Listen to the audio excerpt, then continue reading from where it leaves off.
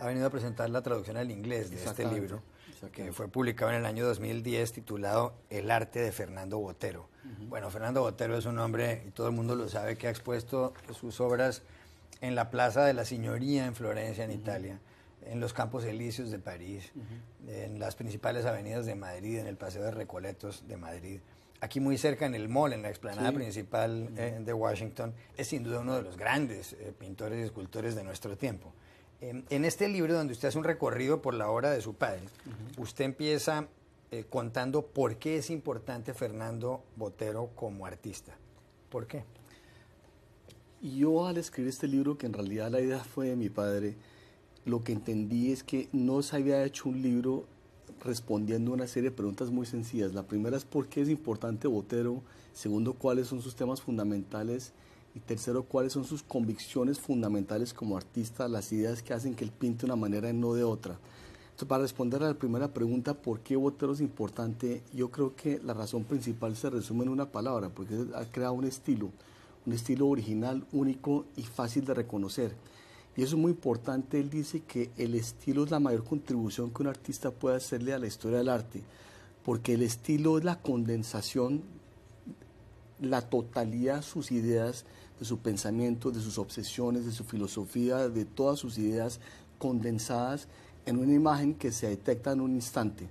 Por eso él dice con mucha gracia que la mayor prueba de un artista es la prueba de la naranja, que la forma más sencilla que existe en el mundo, en la naturaleza, es una naranja, pero cuando ves una naranja pintada por Mantegna, o Cézanne, o Picasso, o Van Gogh, son diferentes, y reconoces al instante que fue hecha por uno u otro. ¿Por qué? Porque más que una fruta lo que ves es un estilo, y el estilo es la totalidad de su pensamiento, representado en una imagen, y por eso dice que cada obra, cada cuadro, cada dibujo, en realidad lo que es una declaración de principios, un manifiesto. ¿El por qué pinta gordas y gordos? Bueno, eso es una pregunta importante porque hay que diferenciar la gordura del volumen. En realidad, si hubiera gordura, tendría que haber elementos delgados en el cuadro para ver el contraste y constatar la gordura. No, lo que hay es una exaltación al volumen, la poesía, la forma, la exuberancia del volumen, que es algo que él aprecia y admira desde el gran arte del Renacimiento, y es algo que se percibe en toda su obra, y es el aspecto fundamental de su estilo. Más que gordura, es la exaltación del volumen, porque él considera que el volumen permite exaltar la vida, en primer lugar, y comunica sensualidad. Ese deleite, ese deseo desde el tacto que produce el volumen es algo que se perdió con la pintura abstracta en el comienzo del siglo XX, y es algo que él ha tratado de recuperar porque fue el aspecto fundamental de la pintura a lo largo de toda la historia de la pintura occidental, ¿no? ¿Cuáles son los temas predominantes en la obra de Fernando Botero? Bueno, en el arte de Botero, que es lo que he tratado de explicar en este libro, hay 6 temas fundamentales. El primero es América Latina. Botero tuvo una idea brillante en ese momento, que fue meter las manos en las raíces de su tierra, que eso era realmente revolucionario en ese momento. Para él vivir en México fue fundamental, porque los grandes muralistas mexicanos como Diego Rivera y el arte de Rufino Tamayo, Frida Kahlo, Siqueiro Orozcos, le confirmó la validez de su propia tierra como materia prima válida. Entonces, América Latina en primer lugar, y dentro de América Latina hay 2 aspectos fundamentales, que es la religión y la política, temas que le permiten establecer un puente con el gran arte del pasado. Hay otro tema muy importante, que es la tauromaquia, los toros, que es un tema que ha gozado mucho pintando. Otro es el circo, un tema fundamental. Ambos son fiestas de color y de forma. Un tema muy importante en la obra de Botero también es la violencia. Hizo durante los años 90 una serie completa dedicada a la violencia de Colombia, y en el año 2004 una serie dedicada a la violencia de Abu Ghraib, las torturas de guardias norteamericanos a prisioneros iraquíes, que le provocó una gran rabia. Y después hay otros par de temas fundamentales, que son el retrato, inclusive el autorretrato se ha pintado muchas veces, y ha pintado figuras históricas muy conocidas como Franco, que pintó en el año 86, y también otro tema fundamental es Europa, una Europa a la Botero, donde se ven los grandes temas de la gran pintura europea, pero pintada en el estilo Botero, en su propio lenguaje. ¿El cómo pinta? Mira, es una locomotora de trabajo. Él trabaja todos los días, entre 8 y 10 horas diarias, de pie. Él creo que sigue un poquito lo que dice Picasso, que cuando un artista entra al estudio tiene que darle el cuerpo afuera, del otro lado de la puerta. Eso pasa en el caso de Botero, uno lo ve, digamos, él va a un cóctel, a una fiesta, después de estar 2 horas parado está exhausto, pero en su estudio entra y puede durar 5 horas de pie sin mostrar ninguna señal de fatiga, realmente increíble, y tiene una vocación desaforada, es una cosa, una disciplina increíble, y es realmente admirable en ese sentido. Bueno, decía Picasso, lo mejor es que cuando te llegue la inspiración te pille trabajando. Te pille trabajando, ese es el caso de Botero. ¿Dónde pinta?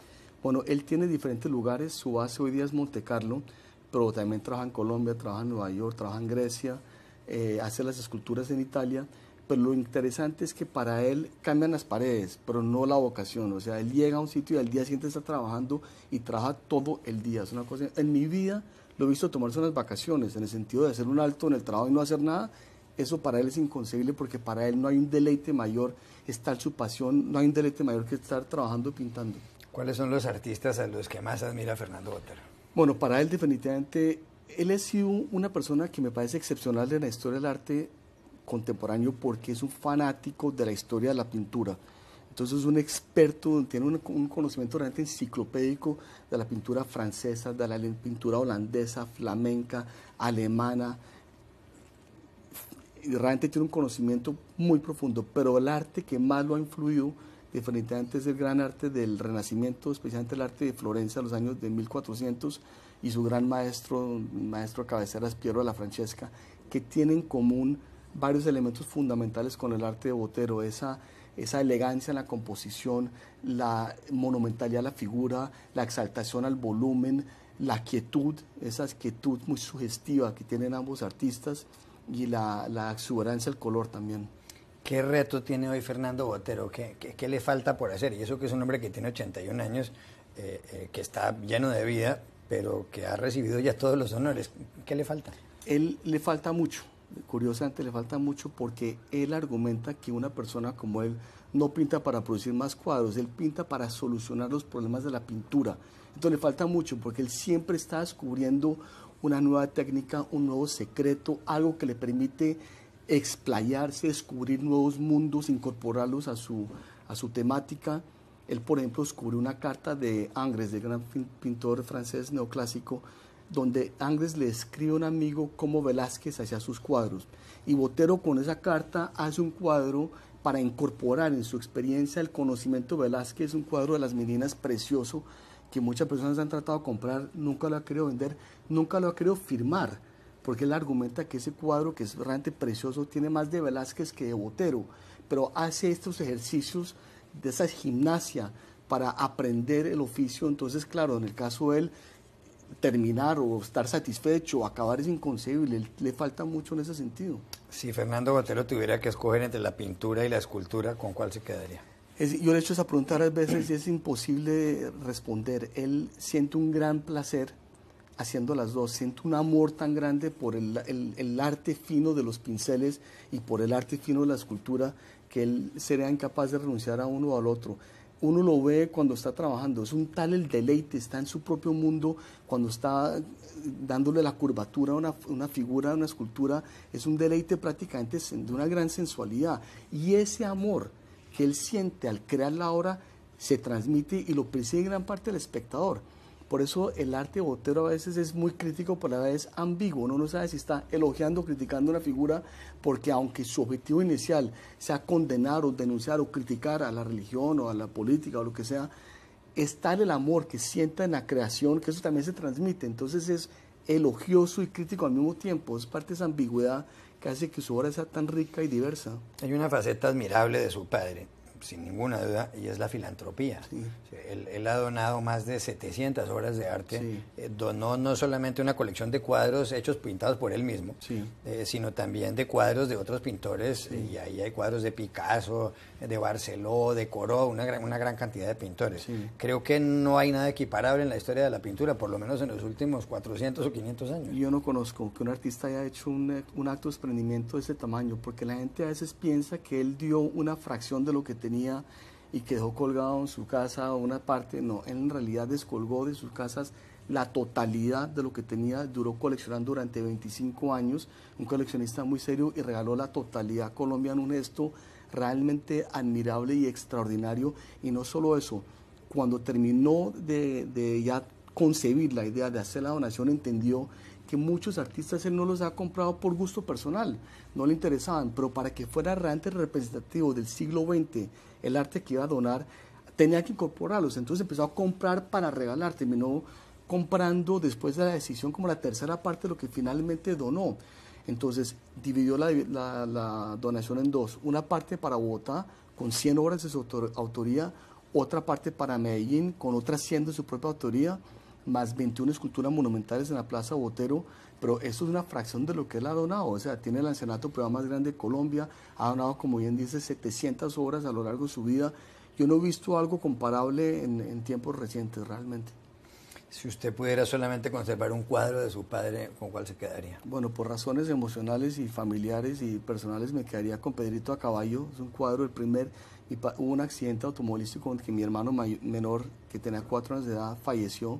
Se llamaba Pedrito, un niño realmente excepcional. A los 4 años todavía es un libro de arte, él decía Picasso, Chagall, Toulouse-Lautrec, era una cosa excepcional.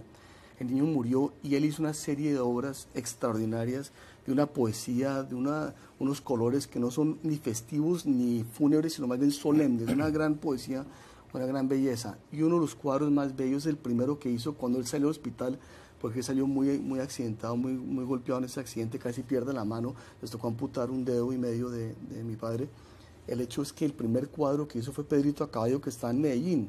Y en ese cuadro, que es un cuadro precioso donde está Pedrito montado en un caballo juguete, hay una pequeña casa de muñecas al lado donde se ven 2 figuras de luto, que son mi padre y la madre del niño, que es Cecilia Zambrano, una mujer extraordinaria, vestidos de luto solemne, y mi padre está asomado, como abriendo las ventanas, en un gesto como de abrazo, de una impotencia, como tratando de abrazar al lío, pero obligado a abrazar el aire.